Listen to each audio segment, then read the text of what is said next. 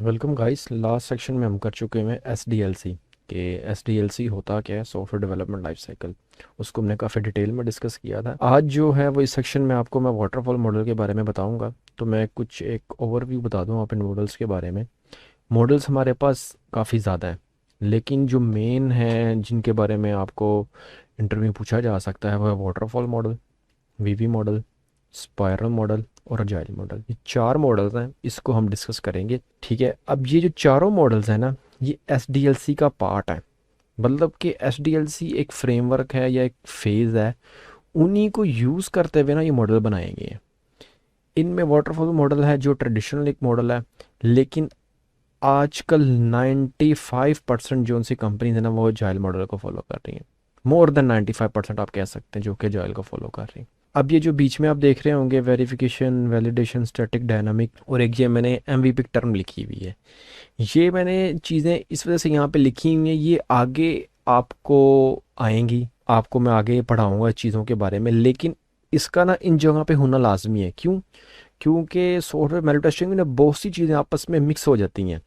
तो ये मैंने इस वजह से इधर लिखी हैं, क्योंकि आपको जब इधर ही इस चीज़ की समझ आ जाएगी ना, तो आगे जाके आपके लिए चीज़ें समझना आसान होंगी। तो चलें आज की वीडियो शुरू करते हैं वाटरफॉल मॉडल के बारे में। सबसे पहले शुरू करते हैं वाटरफॉल मॉडल की डेफिनेशन के बारे में। The waterfall model is a linear sequential flow in which progress is seen as flowing steadily downwards like a waterfall through the phases of software implementation. This means that any phase in the development process begins only if the previous phase is complete. The waterfall approach does not define the process to go back in the previous phase to handle changes in requirement. Definition तो आपको पढ़ के idea हो ही गया होगा कि एक phase जो एक दफ़ा गुजर जाता है ना, आप उसमें वापस नहीं जा सकते। और अब आप देखेंगे कि इसमें ये 6 स्टेजेस एक वाटरफॉल मॉडल है जिसमें रिक्वायरमेंट गैदर की जा रही है, उसको एनालाइज किया जा रहा है, डिज़ाइन किया जा रहा है, कोड किया जा रहा है, टेस्ट किया जा रहा है और मेंटेन किया जा रहा है। अब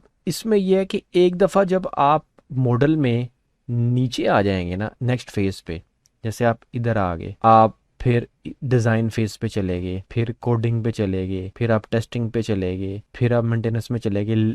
अगर इस वक्त कोई रिक्वायरमेंट आ गई कस्टमर की, क्लाइंट की, कि हमें ये चीज़ चाहिए, तो आप वापस नहीं जा सकते बैक। यानी कि अगर आप टेस्टिंग में आ चुके हैं तो आपको कोडिंग करनी है, कोई कोड में चेंज करना है, तो आप टेस्टिंग से कोड में वापस नहीं जा सकते। और ये आप ऐसे ही समझ लें कि जैसे पानी या झरना जो उनसे एक दफ़ा नीचे आता है तो वो पानी वापस नहीं जा सकता। इसके कुछ फ़ायदे भी हैं और डिसएडवांटेजेस भी हैं, तो उसके बारे में देखते हैं कि इसके बेनिफिट्स क्या हैं और डिसएडवांटेजेस क्या हैं। अब जो इसके एडवांटेजेस हैं वो ये हैं कि easy to explain to the user, के यूज़र जो उनसा ना उसको आप इजीली एक्सप्लेन कर सकते हैं। स्ट्रक्चर इसकी अप्रोच है, यानी कि इसका हर जो स्ट्रक्चर है ना वो डिफाइन होगा। अब आपको भी पता है आपने एक चीज़ बनानी है, उसमें कोई एडिशन नहीं होनी, तो आप हर चीज़ को एक प्रॉपर डॉक्यूमेंटेड करके चलेंगे और टेक्निकल लिहाज से उसको फुलफिल करेंगे, क्योंकि आपको पता है कि इसमें इससे ज़्यादा मज़ीद रिक्वायरमेंट नहीं आनी। तो हर चीज़ बाउंड होगी, टाइटली बाउंड होगी, उसमें मॉडिफिकेशन का कोई चांस नहीं होगा। Stages and activities are well define, हर स्टेज वेल डिफाइन होगी और उनकी एक्टिविटी भी वेल डिफाइन होगी। Helps to plan and schedule the project.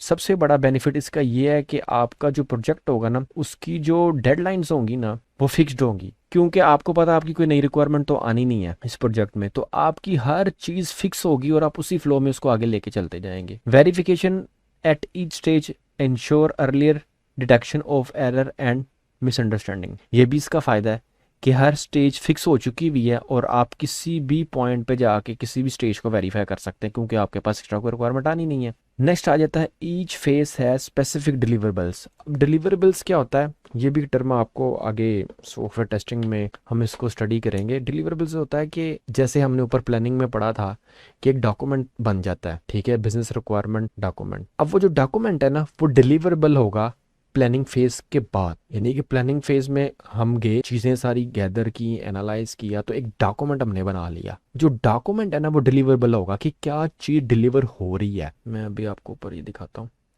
ये देखें। अब इसमें क्या है, प्लानिंग फेज का जो डिलीवरेबल होगा ना वो BRS होगा, बिजनेस रिक्वायरमेंट स्पेसिफिकेशन। और ये जो इनपुट बनेगा ना वो डिफाइनिंग रिक्वायरमेंट्स की बनेगा। क्यों? क्योंकि इस फेज में हम इनपुट क्या देंगे, BRS, और इसकी जो आउटपुट होगी ना वो SRS होगी, सॉफ्टवेयर रिक्वायरमेंट स्पेसिफिकेशन, जो कि डिलीवरेबल होगी। इन शॉर्ट जो आउटपुट आपकी होगी ना वो डिलीवरेबल होगी, और हर पॉइंट पे आपको कोई ना कोई डिलीवरेबल मिल रहा होगा। ठीक है, आप ये बस इसको समझ लें कि ये एक आउटपुट है, एक चीज़ हमें आउटपुट पे मिल रही है, उसको हम डिलीवरेबल कह रहे हैं। अब आ जाते हैं इसके डिसएडवांटेजेस की तरफ। अब डिसएडवांटेजेस का ये है कि assume that requirements of a system can be frozen. अब ये क्या है कि जब आपकी एक चीज़ की रिक्वायरमेंट फ्रीज हो चुकी है, आप उसमें मॉडिफिकेशन नहीं कर सकते। सबसे बड़ा डिसएडवांटेज यही है। क्यों? क्योंकि आपको यहाँ पे आके दोबारा से हर चीज़ शुरू से करनी पड़ेगी। तो ये इसका नुकसान है कि अगर फॉर एग्जांपल अगर कस्टमर ने हर चीज़ फिक्स कर दी हुई है, लेकिन उसने ये बताना भूल गया कि मेरी जो एप्लीकेशन उसके साथ SSL भी लगना है, जो कि सिक्योरिटी पॉइंट ऑफ व्यू से बहुत इंपॉर्टेंट है। लेकिन जब आपका कोडिंग तक फेज आ चुका हुआ है, तब वो आके बताता है कंपनी को, जी मुझे तो SSL भी चाहिए। उस वक्त वाटरफॉल मॉडल कुछ नहीं कर सकता। क्यों? क्योंकि आपकी जो रिक्वायरमेंट है वो फ्रीज हो चुकी है। उससे अगला आ जाता है very difficult to go back to any stages after it's finished.